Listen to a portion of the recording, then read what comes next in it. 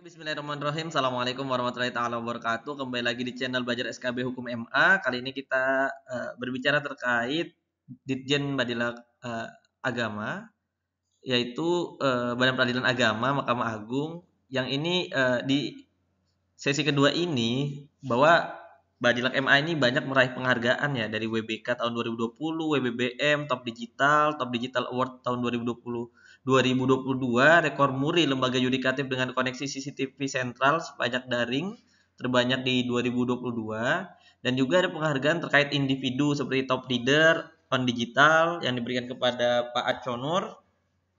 Terus ada pelopor perubahan pembangunan ZI, Pemekeras Karsa rekor muri lembaga yudikatif dengan koneksi CCTV sentral secara daring terbanyak pada tahun 2022, dan masih banyak lainnya. Bahwa memang salah satu komitmen Badan Peradilan Agama adalah memberikan pelayanan terbaik kepada masyarakat, sehingga hal itu juga memberi dampak penghargaan yang banyak diraih oleh Badan Peradilan Agama.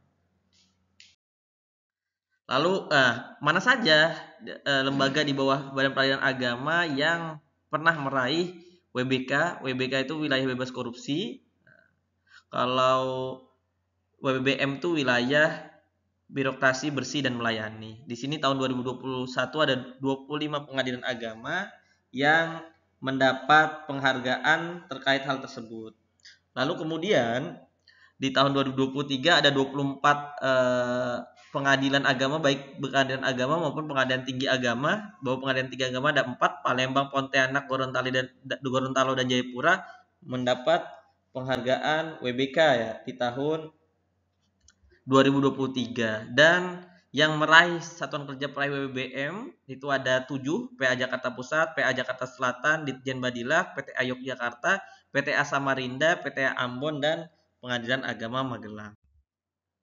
Nah, salah satu tadi bentuk dari pelayanan kepada masyarakat, ada beberapa aplikasi dan inovasi yang diberikan oleh Direktorat Jenderal Badan Peradilan Agama, yaitu di tahun 2019 ada Badilak Command Center, basis data terpadu kemiskinan, antrian sidang online, notifikasi perkara, info pengadilan, e-keuangan, e-register, PNBP, dan e-eksaminasi. Yang nanti di slide selanjutnya itu dari tahun 2019 hingga tahun 2023. Nah, di tahun 2023 ini ada Si Pintar, e-track record, e-survey, dan e-binwas. Dari semua ini nanti ada dijelaskan terkait apa sih kefungsian dari inovasi-inovasi tersebut. Badilak Command Center atau BCC, yaitu BCC terkoneksi dengan 34 pengadilan tinggi agama dan 412 pengadilan agama. BCC sering digunakan sebagai pusat pembinaan, pengawasan, rapat virtual dalam dan luar negeri, dan seremonial secara virtual, dan pusat pembelajaran secara elektronik. Yang kedua ada basis data terpadu kemiskinan. Aplikasi ini menyajikan data masyarakat miskin yang resmi dikeluarkan oleh pemerintah. Aplikasi ini digunakan oleh pengadilan agama seluruh Indonesia untuk mengetahui data status kemiskinan pihak yang berperkara. Nah, masyarakat tuh hanya perlu membawa KTP, dan jika di dalam aplikasi ini ia termasuk dalam daftar miskin, maka ia dapat mengajukan pembebasan biaya perkara di pengadilan. Yang ketiga ada antrian sidang online, yaitu aplikasi yang dapat memberikan prediksi dan jadwal persidangan secara tepat. Pihak berperkara dapat melakukan pendaftaran antrian secara online sehingga dapat mengetahui waktu persidangan secara lebih tepat dan tidak terjadi penumpukan para pihak yang berperkara di pengadilan agama. Dan yang keempat, notifikasi perkara, yaitu aplikasi ini akan memberikan notifikasi kepada pihak berperkara terkait perkembangan dan status terakhir dari perkara yang sedang berjalan.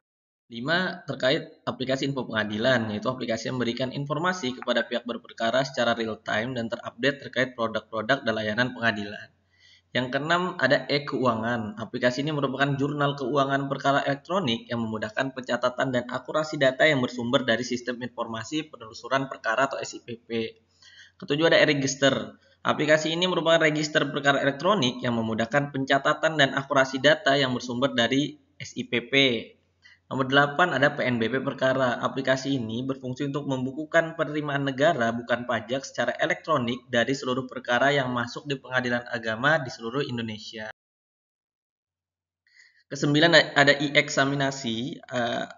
Aplikasi e-eksaminasi dapat menghimpun putusan hakim yang diunggah ke direktori putusan untuk dilakukan eksaminasi oleh 3 orang eksaminator yang berbeda yang dilakukan secara anonim. Hasil dari eksaminasi ini dijamin lebih objektif karena berkas perkara. hakim yang dieksaminasi dan para eksaminator dianonim setelah diacak melalui sistem. Dengan adanya aplikasi ini, hasil eksaminasi berkas perkara dapat dinilai lebih cepat dan memiliki keseragaman standar penilaian dan tentu saja dapat menghemat biaya, waktu, dan tenaga. Yang ke-10 ada Kinsatker. Aplikasi ini merupakan sarana untuk mengirimkan laporan secara terintegrasi antara pengadilan tingkat pertama, pengadilan tingkat banding, dan Ditjen Badila. Ke-11 ada gugatan mandiri. Aplikasi e-eksaminasi dapat menghimpun putusan hakim yang diunggah ke direktori putusan. Nah, ini menurutku pada PPT ini terkait gugatan mandiri ini ada agak berbeda tulisannya, tapi gugatan mandiri ini adalah aplikasi yang memudahkan untuk masyarakat untuk membuat aplikasi sendiri. Jadi misalkan bingung nih cara membuat tentang terkait surat gugatan atau surat permohonan terkait dispensasi nikah. Nah, di aplikasi gugatan mandiri ini kita tinggal tekan aja di Google website, nanti tinggal mengisi umur Anda berapa, nama bin siapa, nama anaknya siapa. Nanti seperti mengisi fil-fil data, alasan perceraian apa, nanti otomatis tuh ketika disubmit semua di akhir muncul dalam bentuk surat gugatan. Nah, ini adalah salah satu dari aplikasi gugatan mandiri. Yang ke-12 ada validasi akta cerai. Aplikasi ini menggunakan teknologi augmented reality yang dapat memastikan keaslian akta cerai yang dikeluarkan Pengadilan Agama. Dengan demikian pemalsuan dapat dideteksi secara dini. Salah satunya ini validasi akta cerai ini ngelihat banyaknya perkara akta cerai palsu, makanya salah satu dikasih barcode kayaknya untuk memudahkan validasi. Ke-13, fit and proper test secara daring. Salah satu efek dari pandemi COVID-19 adalah pelaksanaan kegiatan fit dan proper test calon pimpinan pengadilan yang biasa dilaksanakan secara langsung kini dilakukan secara daring oleh Ditjen Badila Mahkamah Agung sejak tahun 2020. Jadi ditesnya secara wawancara secara online. Terus nomor 14, PTSP online. PTSP online ini dikembangkan untuk melayani kebutuhan koordinasi dan informasi terkait pengembangan tenaga teknis, administrasi, pengadilan, dan kesekretariatan hampir di seluruh pengadilan agama, PA maupun PTA, itu bisa kita mengakses secara online kalau ingin bertanya sesuatu. Biasanya kalau tinggal buka websitenya, misalkan Pengadilan Agama Purwodadi, nanti muncul tuh website Pengadilan Agama Purwodadi, klik aja nanti ada muncul nih PTSP online. Ke-15 ada bank data, yaitu pusat data yang dikembangkan Badilak terkait informasi tentang jenis dan jumlah perkara, sumber daya manusia, anggaran, dan lain sebagainya bersumber dari sistem informasi pengadilan seperti SIPP, SIKEP, IKORT, dan lain sebagainya. Ke-16 Badilak Call Center. Ya, jadi selain di tingkat 1 dan tingkat 2 itu telah menyediakan masyarakat agar bisa berkomunikasi secara online, di Badilak juga ada call center yang ingin bertanya terkait sesuatu bisa langsung ke dalam call center Badilak. Terus ada Vision Plus, yaitu aplikasi virtualisasi surat izin online. Satuan Kerja Lingkungan Peradilan Agama merupakan versi terbaru dari aplikasi yang diluncurkan sebelumnya. Aplikasi ini berguna untuk memperpendek jalur birokrasi dalam proses perizinan bagi aparatur di lingkungan pengadilan agama. Di antaranya izin cuti, izin keluar negeri, izin tugas belajar, izin bersidang dengan hakim tunggal. Yang ke-18 ada CCTV online atau ACO ya. Jadi intinya di setiap pengadilan agama itu telah diberikan CCTV baik di ruang PTSP, di ruang kerja hakim, di ruang tunggu sidang, di ruang sidang, di halaman parkir, yaitu untuk ya kalau ada kehilangan tuh bisa jadi salah satunya untuk meningkatkan keamanan atau juga meningkatkan bahwa Badilak tuh memantau setiap pekerjaan dari pegawai di bawah Mahkamah Agung, salah satunya di bawah Badilak ya. Terus ada pusat data perkara, ya ini ada inovasi, ini adalah pengembangan dari pusat data yang telah diluncurkan sebelumnya. Manfaatnya sebagai media informasi dengan menyajikan data-data perkara di peradilan agama dalam bentuk statistik maupun grafis yang dapat diakses secara real time. Terus ada portal ekonomi syariah. Portal ini menyediakan informasi yang lengkap dan terbaru terkait penanganan dan regulasi perkara ekonomi syariah. Ada PTSP online PTA, tadi ya ini juga PTSP online. Kedua-dua ada aplikasi penilaian atau APM, akreditasi penjamin mutu.